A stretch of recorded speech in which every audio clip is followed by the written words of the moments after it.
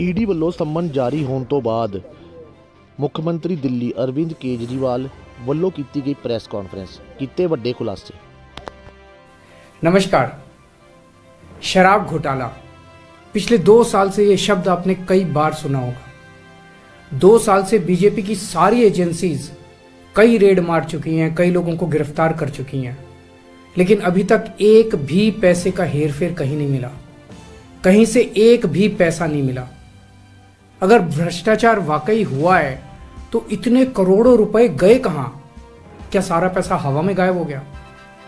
सच्चाई यह है कि किसी तरह का कोई भ्रष्टाचार हुआ ही नहीं। अगर होता तो पैसा भी मिलता। ऐसे फर्जी केस में आम आदमी पार्टी के कई नेताओं को इन्होंने अभी तक जेल में रखा हुआ है। किसी के भी खिलाफ कोई सबूत नहीं है, कुछ साबित नहीं हो रहा, खुलेआम गुंडागर्दी चल रही है, किसी को भी पकड़ के जेल में डाल दो। अब बीजेपी मुझे गिरफ्तार करना चाहती है। मेरी सबसे बड़ी संपत्ति, मेरी सबसे बड़ी ताकत मेरी ईमानदारी है। झूठे आरोप लगा के, फर्जी सम्मन भेज के ये मुझे बदनाम करना चाहते हैं, मेरी ईमानदारी पे चोट करना चाहते हैं। इन्होंने मुझे सम्मन भेजे हैं। मेरे वकीलों ने मुझे बताया कि ये सम्मन गैर कानूनी है। क्यों गैर कानूनी है? ये मैंने इनको विस्तार से लिख के भेजा है। मैंने बताया है कि उनके सम्मन कैसे गैर कानूनी है, लेकिन उन्होंने मेरी एक भी बात का जवाब नहीं दिया। इसका मतलब उनके पास मेरी बातों का जवाब नहीं है। इसका मतलब वे भी मानते हैं कि उनका नोटिस गैर कानूनी है। क्या मुझे एक गैर कानूनी सम्मन का पालन करना चाहिए? अगर कानूनी रूप से सही सम्मन आएगा तो मैं पूरा सहयोग करूंगा। बीजेपी का मकसद जांच करना तो है ही नहीं। इनका मकसद तो लोकसभा चुनाव में मुझे प्रचार करने से रोकना है। ठीक लोकसभा चुनाव के पहले इन्होंने मुझे सम्मन भेजा है। क्यों? इस जांच को चलते 2 साल हो गए। अभी ठीक लोकसभा चुनाव के पहले मुझे क्यों बुलाया जा रहा है? पहले क्यों नहीं बुलाया? सीबीआई ने मेरे को 8 महीने पहले बुलाया था। मैं सीबीआई में गया था, उनके सारे जवाब भी दिए थे। लेकिन अब ये लोग ठीक लोकसभा चुनाव के 2 महीने पहले मुझे बुला रहे हैं। तो बीजेपी का मकसद कोई पूछताछ करना थोड़ी है।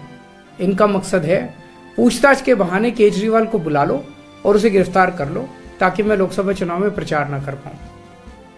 आज बीजेपी भ्रष्टाचारियों को नहीं पकड़ रही, बल्कि खुलेआम ईडी और सीबीआई का इस्तेमाल करके दूसरी पार्टियों के नेताओं को तोड़ के बीजेपी में शामिल करवाने का काम किया जा रहा है। एक नहीं, 2 नहीं, कितने उदाहरण हैं जहां किसी पार्टी के नेता के खिलाफ ईडी सीबीआई के मामले चल रहे थे या उन पे गंभीर आरोप लगे हुए थे। जैसे ही वो नेता बीजेपी में शामिल हुए, उनके सारे पुराने मामले बंद कर दिए गए या ठंडे बस्ते में डाल दिए गए। तो जो इनकी पार्टी ज्वाइन कर लेता है उसके सारे मामले रफा दफा कर दिए जाते हैं। जो इनकी पार्टी में नहीं जाता वो जेल जाता है।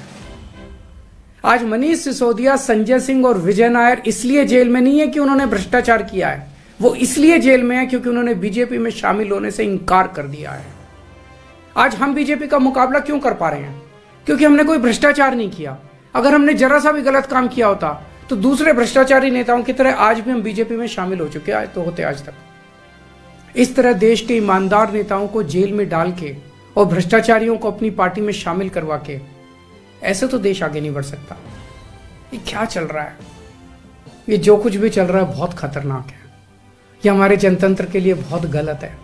इसे रोकना होगा। मैं हमेशा देश के लिए लड़ा हूं। मेरा तन मन धन देश के लिए है। मेरी एक एक सांस देश के लिए है। मेरी खून की एक एक बूंद देश के लिए है। मेरे शरीर का एक एक कतरा देश के लिए समर्पित है। हमें मिलकर देश को बचाना है। मैं पूरी जी जान से इनके खिलाफ लड़ रहा हूं। आपका साथ चाहिए।